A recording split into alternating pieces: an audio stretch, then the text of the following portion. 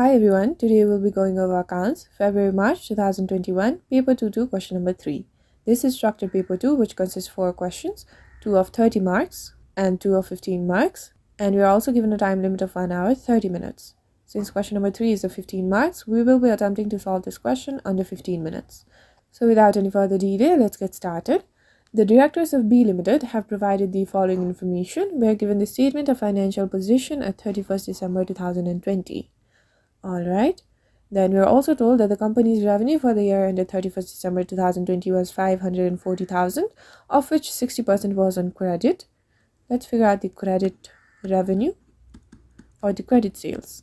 So that's just the 60% of this value, 540,000 times 60%, which we can write down as 0.60, which gives our credit sales to have the value of 324,000. Then the company's profit for the year was 80,000. Now for the first part of this question, we need to calculate the following ratios, and the first ratio is current ratio. So we know that current ratio is just the current assets divided by current liabilities.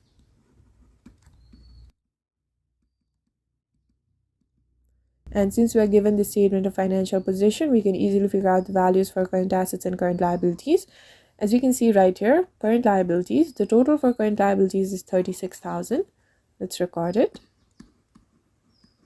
And the current assets is given right here, and the total is 65,000.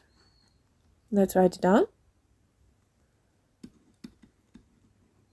So the current ratio is just going to be 65,000 divided by 36,000, which is 1.81. And since this is the current ratio, we need to record this as a form of a ratio. So that's 1.81 is to 1. And this just means that for every one current liability, we have 1.81 current assets. Okay. And for second ratio, we need to figure out the trade receivables turnover in days. And this is just going to be the value of trade receivables divided by the credit sales, because trade receivables arises when there is a credit sale. And since we are trying to figure it out in days, we just need to multiply it with the number of days in a year, which is 365. Okay, so let's substitute the value of trade receivables from above statement of financial position. We have trade receivables right here with the value of 31,000. Let's record this. That's 31,000. And we need to divide it by our credit sale, which you already figured out above. The credit sales amounted to 324,000. Let's record this. 324,000. And multiply it with 365. So this gives the trade receivables turnover to be 31,000 divided by 324,000 times 365, which results in the value of 34.92. And since we are talking about days, we need to round it off. So that's going to be 35 days. All right, now for the third ratio, we need to figure out the return on capital employed. And return on capital employed is just the profit before interest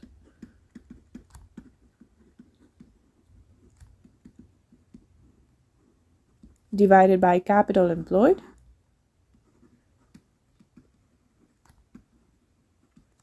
And capital employed is just the equity plus non-current liabilities. And we show it as a percentage, so I'm just going to multiply it by 100%. Okay, so let's figure out our profit before interest. We have the profit for the year 80,000, but we require profit before interest, right? So profit before interest is just going to be the profit for the year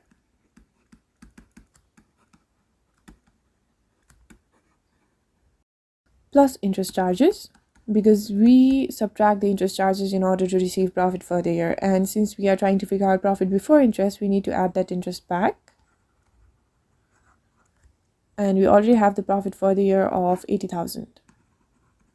Now we just need to figure out the interest charge. So let's have a look at our statement of financial position. Okay, we're given the non-current liabilities on which the interest is to be paid, and it's an 8% debenture, which means that the interest charge for the year is 8% of the total debenture value. Let's figure out the interest charge. So the debenture value is of 50,000, and the interest rate is 8%. So that's times 0.08, which gives the interest charge for this year to have the value of 4,000. Let's add this in order to figure out the profit before interest. So that's plus 4,000, which gives the profit before interest to have the value of 84,000. Let's record this. That's 84,000. And now we need to figure out the value of capital employed, which is equity plus non-current liabilities. And we are given equity right here. The total equity amounts to 635,000 and the total non-current liabilities is 50,000. So the capital employed is 635,000 plus 50,000, which gets the value of 685,000. Let's record this. So that's 685,000 times 100%. And this gives the return on capital employed to be 84,000 divided by 685,000 times 100%, which is 12.26%. Alright, this concludes the first part of this question. Now we can move towards the second one. We are given additional information. The following ratios are available for 2019 along with the competitive ratios for 2018. Okay, so I'm just going to record the ratio for 2020 as well. Current ratio, we figured it out to be 1.81 is to 1. So that's 1.81 is to 1. And trade receivables turnover is 35 days. And the return on capital employed is 12.26. Okay, now for the second part, we need to compare the company's position at 31st December 2020 with that of the previous 2 years in regard to the following ratios. So the first one is current ratio, and we can see that for 2018 it was 2.10 is to 1, for 2019 it was 2.20 is to 1, and for 2020 it's 1.81 is to 1. So the current ratio has definitely declined. And if you remember correctly, the standard current ratio is 2 is to 1, right? So obviously the ratios for 2019 and 2018 is above this ratio. So these ratios are pretty good. But if you look at the value of 2020, that's 1.81, which is less than 2. So our current ratio has definitely declined, right? And the declination of current ratio means that our company is going to have difficulty in meeting its obligations in the short to medium term. And this is the case because although we can easily sustain our current liabilities, right? Because for every one current liability, we have 1.81 current assets. This might mean that any short-term need of cash might not be met properly. Let's write it down. The company's current ratio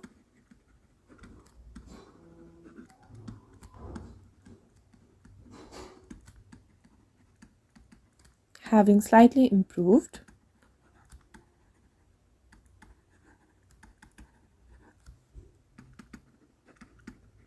because it had improved as compared to 2018. Previously it was 2.10, but in 2019 it improved to 2.20. Has now worsened sharply because it declined to 1.81, and this could mean that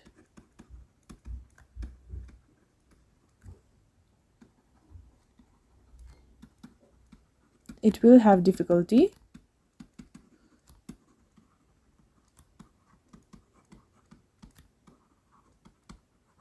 in meeting its obligations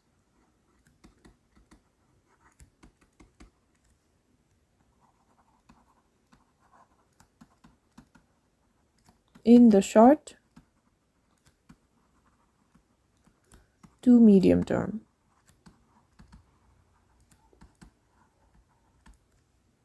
Okay, now we can move towards the second ratio, which is trade receivables turnover. So if we have a look here, for the year 2018, it's 38 days, which means that we will get the value of the credit sales after 38 days. For 2019, it has improved to 37 days. So we will get or receive the money at a shorter date. And for 2020, it has even improved to 35 days. So we can say that the trade receivables turnover has been improving over the 3 years. Let's write it down. The company's position has improved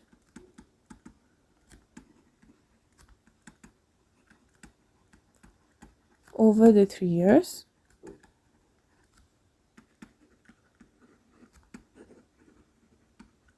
And this means that the credit customers are paying more quickly, right? Credit customers are paying more quickly than before, and it definitely benefits our company, right? Which will have a beneficial effect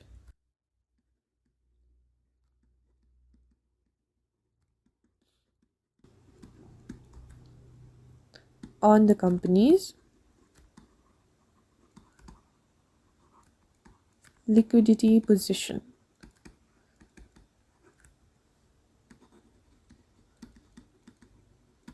Okay, now for the third ratio, we have return on capital employed. So we can see that the return on capital employed for 2018 is 14.32%, which has increased in the year 2019 to 15.57%, but it has declined rapidly in 2020 to 12.26%. So the declination in return on capital employed is not good, because return, it definitely measures the profit that we earned on all of the capital employed, right? And this could mean that the company is not using its resources effectively or efficiently. Let's write it down. The company's position having slightly improved, because it had improved from 2018 to 2019,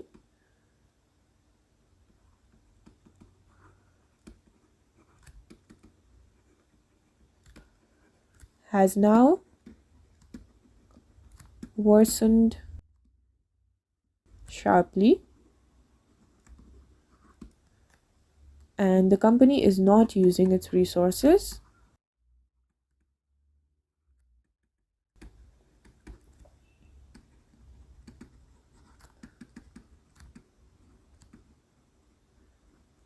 effectively. Okay, this concludes the second part of this question. Now we can move towards the third one. We need to state two ways in which a company could improve its current ratio.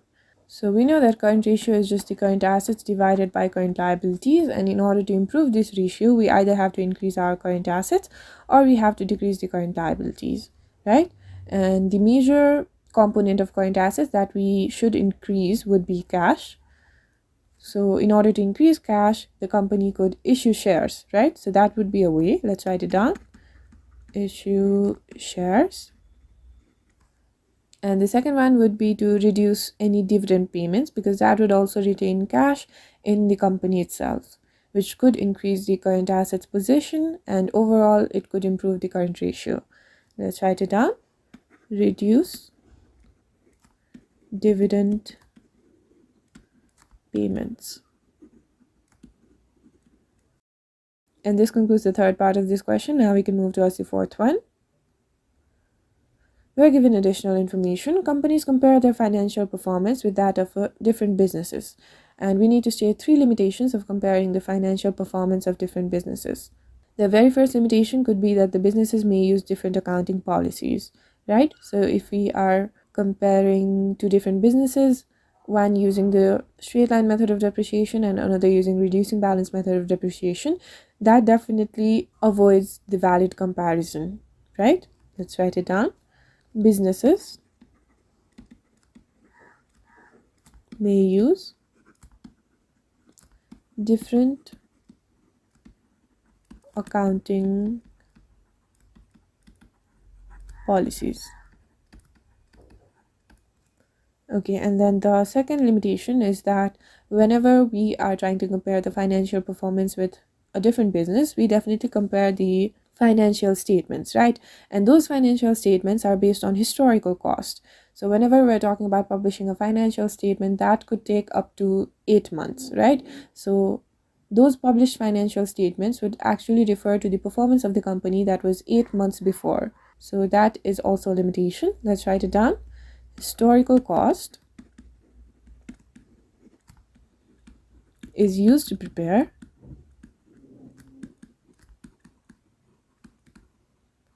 accounts. Therefore, the performance comparison may be misleading. therefore may be misleading.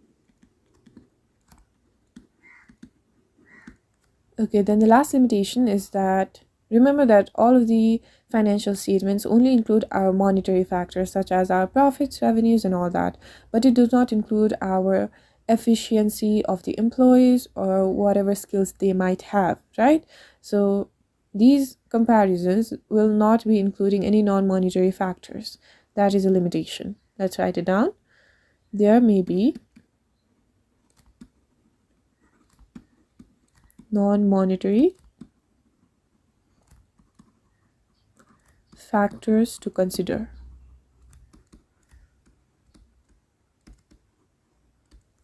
Alright, this concludes the fourth part of this question as well as the entire question. If you found this video useful, make sure you like the video and leave a comment below.